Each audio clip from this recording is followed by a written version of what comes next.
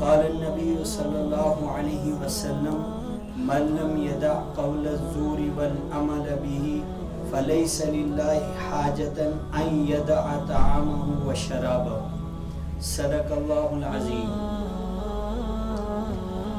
مقدس مہینہ چل رہا ہے، اس کے چند اہم مسائل آپ کے سامنے کل بھی آئے تھے، کچھ قرآن اور حدیث کی روشنی میں آج بھی آئیں گے۔ یہ وہ اہم مسائل ہیں جن کا دھیان رکھنا اس مقدس مہینے کے اندر ضروری ہے۔ پہلی بات، اللہ تعالیٰ نے قرآن پاک میں ارشاد فرمائی کہ اے ایمان والو، تم پر رمضان مبارک کے مہینے کے روزے فرض کر دیے گئے ہیں جیسے کہ تم سے پہلے قوموں پر یہ فرض کر دیے گئے تھے۔ مقصد اس کا کیا ہے؟ لعلکم تتقون، تاکہ تمہیں تقوی نصیب ہو جائے، پرہیزگاری نصیب ہو جائے۔ تو اس آیت کریمہ سے یہی معلوم ہوا کہ روزے کا بنیادی مقصد ہے کہ انسان پرہیزگار بن جائے، گناہوں سے بچ جائے اور نیکی کے کاموں میں اپنا سارا وقت گزارے۔ قرآن پاک کی آیت سے یہی معلوم ہوا۔ دوسری آیت قرآن پاک کی ہے فمن شاہد منکم الشہر فلیصم، جس کی زندگی کے اندر یہ مقدس مہینہ آ جائے فلیصم، اس پر روزہ فرض ہے، چھوڑنے کی گنجائش نہیں ہے۔ گنجائش کہاں کہاں ہے وہ حدیث پاک میں وقتاً وقتاً آپ کے سامنے آتی رہی۔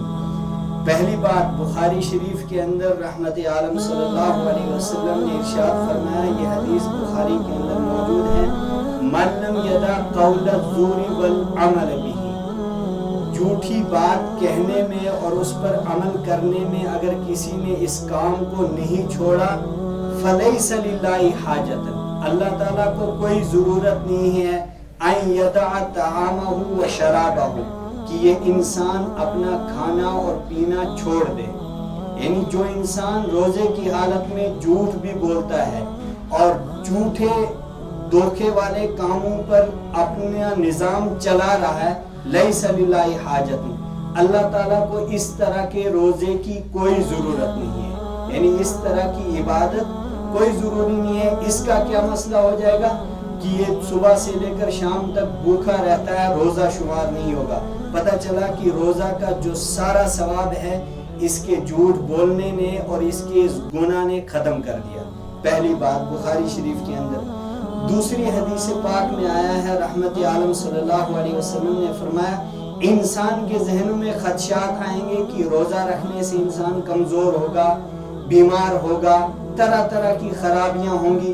رحمت عالم صلی اللہ علیہ وسلم نے طبرانی کی روایت فرمایا، صوموا فتصحوا، روزہ رکھو تو اس سے صحت یاب رہو گے۔ گویا کہ حدیث پاک سے معلوم ہوا کہ روزے سے انسان کی صحت بھی ٹھیک رہتی ہے۔ یہ صرف حدیث پاک میں نہیں ہے، غیروں نے بہت ساری کتابیں لکھی ہے۔ ایک روس کا ایک ایتھیسٹ انسان ہے جو اسلام نہیں مانتا ہے، اس نے ایک کتاب لکھی ہے اور یہ لکھا ہے کہ جو روزہ مسلمان رکھتے ہیں، اس روزے کی رکھنے کی وجہ سے 200 بیماریوں کا علاج ہوتا ہے۔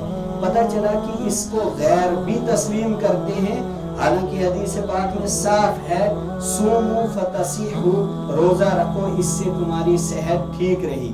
اب وہ انسان جو معمولی بیماری کی وجہ سے، کبھی بخار ہے، نزلہ زکام ہے، سر میں درد ہے، پیٹ میں درد ہے، اس کی وجہ سے روزہ چھوڑ دیتا ہے، اس کی روایت الگ ہے۔ دوسری روایت کے اندر آپ صلی اللہ علیہ وسلم نے فرمایا، من افطر من یوم رمضان، جس نے رمضان کا ایک روزہ چھوڑا، من غیر عذر ولا مرض، بغیر بیماری کے اور بغیر کسی عذر کے، معمولی بیماری بھی اس کے اندر شمار ہے، فرمایا لم یکن صومہ کل دہرہ، اس کا سارا زندگی کا مطلب اگر اس کی زندگی دیکھی جائے گی 60 سال ہے، 70 سال ہے، لگاتار بھی اگر اس کے بدلے میں روزہ رکھے گا تب بھی اس کو پورے اس ایک رمضان کے روزے کا ثواب نہیں ملے گا، حدیث پاک میں موجود ہے۔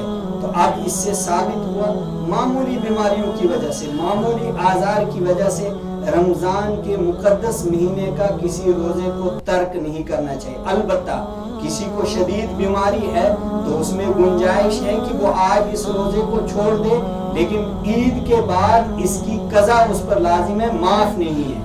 البتہ وہ جو قسمیں میں نے کل بتائی تھی ان کی الگ ہے۔ پھر رحمت عالم صلی اللہ علیہ وسلم نے تیسری روایت کے اندر بیان فرمایا، فی الجنت ثمانیۃ ابواب، جنت کے اندر 8 دروازے اللہ تعالیٰ نے رکھے، منہا باب یسمى الریان، ان 8 دروازوں میں سے ایک دروازہ ہے جس کا نام ریان ہے، لا يدخلہ الا الصائمون، اس کے اندر داخل نہیں ہوگا، اس دروازے سے داخل نہیں ہوگا الا الصائمون، مگر روزے دار۔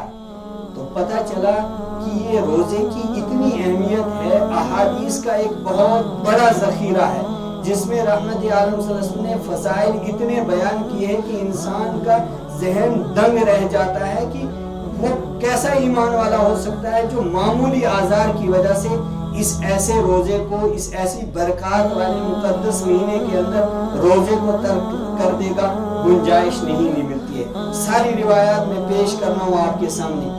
اس روایت کے اندر یہی آپ صلی اللہ علیہ وسلم نے فرمایا کہ اس دروازے کے اندر داخل نہیں ہوں گے الا الصائمون، مگر وہ روزے دار جنہوں نے رمضان کے مقدس مہینے کی اعمال کی بجاوری کے ساتھ اس مقدس مہینے کے اندر روزے رکھے ہوں، وہی لوگ اس کے اندر سے جنت میں داخل ہوں گے۔ گویا کہ اس روزے دار کے لیے ایک خصوصی دروازہ رحمت عالم صلی اللہ علیہ وسلم نے فرمایا جس کا نام ریان ہے، اس میں سے صرف روزے داروں کا داخلہ ہوگا اور کسی کو وہاں سے اجازت نہیں ملے گی۔ 5ویں روایت کے اندر رحمت عالم صلی اللہ علیہ وسلم نے ارشاد فرمایا، الصوم جنۃ عن جہنم، یہ روزہ معمولی نہیں ہے، فرمایا جب روزے کی پابندی انسان کرتا ہے، اس کے تقاضے جتنے ہیں، یعنی گناہوں سے بچ کر روزہ رکھتا ہے، الصوم جنۃ عن جہنم، جہنم سے یہ ایک ڈہار بن جائے گا۔ اور ڈہار کیسے بن جائے گا؟ 6 روایت کے اندر آیا ہے، الصیام والقرآن یشفعان للعبد، روزہ اور قرآن مقدس یہ دونوں چیزیں جو ہے قیامت کے دن خود اللہ کی عدالت کے اندر سفارش کریں گے للعبد، اس کے لیے، بندے کے لیے۔ روزہ کہے گا اللہ تعالیٰ کے سامنے کھڑا ہو کر، اللہ تعالیٰ اس کو طاقت دے گا اور اس کو زبان دے گا، جس نے اس کی بجاوری کے ساتھ زندگی کے اندر اس نے معمول کے ساتھ روزے رکھے ہوں گے، اس کے بارے میں کہے گا، منعتہ الطعام والشراب، اے اللہ میں نے اس بندے کو کھانے اور پینے سے روک دیا تھا، فشفعنی فیہ، تو میری سفارش اس بندے کے بارے میں قبول فرما۔ تو یہ روزہ انسان کے لیے سفارش کرے گا۔ جس نے روزہ رکھا ہی نہیں اور معمولی عذر کی وجہ سے سر میں درد ہوا، روزہ چھوڑ دیا، یہ کوئی بات ہے؟ آج ہی مجھ سے فون پہ پوچھ رہا تھا کہ مجھے تھوڑی سی بیماری ہے، کیا میں روزہ چھوڑ سکتا ہوں؟ کہ اس سے کیسے چھوڑ سکتا ہے انسان معمولی؟ بلکہ میں نے کہا تھا جو کل روایت آئی تھی آپ کے سامنے، میں نے وہ پیش کی تھی کہ اس میں آپ صلی اللہ علیہ وسلم نے فرمایا کہ کوئی ایسا مریض ہے جس کو ماہر ڈاکٹر نے کہہ دیا ہو کہ موت تک اس کو کسی طرح سے بھی علاج کی کوئی گنجائش نہیں، یعنی دائمی بیمار ہے، اس کو بھی روزہ معاف نہیں، اس کی طرف سے اس کو فدیہ ادا کرنا، لیکن عارضی بیماری، مثال کے طور پر رمضان میں کسی کو بہت زیادہ سخت درد ہوا، اس کو یہاں چھوڑنے کی اجازت ہے، لیکن بعد میں قضا کرنی اس پر لازم ہے۔ اسی لیے مسافر کا مسئلہ ہے کہ مسافر کو کسی طرح کی پریشانی ہے، روزہ چھوڑ سکتا ہے، لیکن بہتر ہے اس کے لیے روزہ رکھنا۔ اگر اتنی زیادہ پریشانی ہے، برداشت سے باہر ہو گیا، بھوک لگ رہی ہے، پیاس لگ رہی ہے، پریشانی کے اندر ہے، کھانے کا کوئی انتظام نہیں ہے، افطاری اور سحری کا کوئی نظام نہیں ہے، تو اس صورت میں کہا گیا ہے کہ ایسا مسافر روزہ چھوڑ دے گا، لیکن عید کے بعد جب بھی اس کو موقع ملے گا اس روزے کی قضا کرے گا۔ لیکن پھر بھی حدیث پاک میں آیا ہے، وَلَوْ كَانَ دَهْرِي، اگر پورے زمانے تک روزہ رکھتا رہے گا، لیکن اس مقدس مہینے کا جو ثواب تھا وہ اس کے ہاتھ میں نہیں آئے گا۔ 7ویں اور آخری روایت، رحمت عالم صلی اللہ علیہ وسلم نے ارشاد فرمایا کہ اس روزے کے فائدوں میں سے ایک بڑا فائدہ ہے روحانی فائدہ۔ روحانی فائدہ کیا ہے؟ دل کے اندر کچھ بیماریاں ہوتی ہیں، کینہ، بغض، عداوت، دشمنی، ان روحانی بیماریوں، اسی طرح شہوت پرستی، انسان کا ذہن غالب رہتا ہے، خاص طور سے نوجوانوں کے لیے روزہ بہت اہم بتایا گیا ہے حدیث پاک میں۔ اس سے شہوت کی جو تمام برائیاں ہیں وہ دب جاتی ہیں، یہ ایک بڑا علاج ہے روحانی اعتبار سے ہر انسان کے لیے۔ دوسرا اس کا اخلاقی فائدہ ہے۔ روزہ رکھنے سے حدیث پاک میں ہمیں کیا معلوم ہے؟ اس نبی نے ہمارے سامنے یہ بات پیش کی ہے کہ اس روزے کی وجہ سے جس کے اخلاق بگڑے ہوئے ہوں گے اس کے اخلاق سدھر جاتے ہیں۔ تو پتہ چلا کہ روحانی علاج بھی، اخلاقی علاج بھی۔ اور تیسری بات رحمت عالم صلی اللہ علیہ وسلم نے فرمایا، جسمانی قوت کے اندر انسان کے اندر کچھ کمی ہوتی ہے، اس قوت کی کمی کو دور کرنے کے لیے روزہ ضروری ہے۔ اور وہ میں نے پہلے روایت بیان کی، آپ صلی اللہ علیہ وسلم نے فرمایا سومو فتسیحو، روزہ رکھا کرو، اس سے تمہاری صحت اچھی ہو جائے گی۔ ہمارے ذہنوں میں خدشات رہتے ہیں کہ روزہ رکھنے سے، دن بھر بھوکا رہنے سے، پانی نہ ملنے سے، فروٹ نہ ملنے سے، کھانا نہ ملنے سے ہماری جسمانی طاقت کے اندر کمی آتی ہے۔ اللہ کے حبیب اپنی زبان سے فرماتے ہیں کہ تمہاری جسمانی طاقت کے اندر، تمہاری جسمانی کمزوری کے اندر قوت آتی ہے۔ اب اللہ کے حبیب کی بات زیادہ معتبر ہے یا ہماری بات معتبر ہے؟ ظاہر سی بات ہے، دنیا کا ہر انسان جس کے اندر دل ہو، ایمان ہو، وہ یہی کہے گا کہ ہماری باتیں 100% غلط ہو سکتی ہیں، لیکن اللہ کے نبی کی بتائی ہوئی بات کبھی غلط نہیں ہو سکتی ہے۔ تو پتہ چلا کہ روحانی علاج بھی، جسمانی علاج بھی، اخلاقی علاج بھی، ہر طرح کا علاج جب روزے کے اندر ہے، پھر بھی انسان اس بات کو اپنے لیے زیادہ معتبر سمجھے اور زیادہ بہتر سمجھے کہ جب بھی موقع ملے، تھوڑا سا راستہ ملے مجھے، تو میں اس روزے کو چھوڑ دوں گا۔ یہ بدقسمتی اور محرومی کی بات ہے۔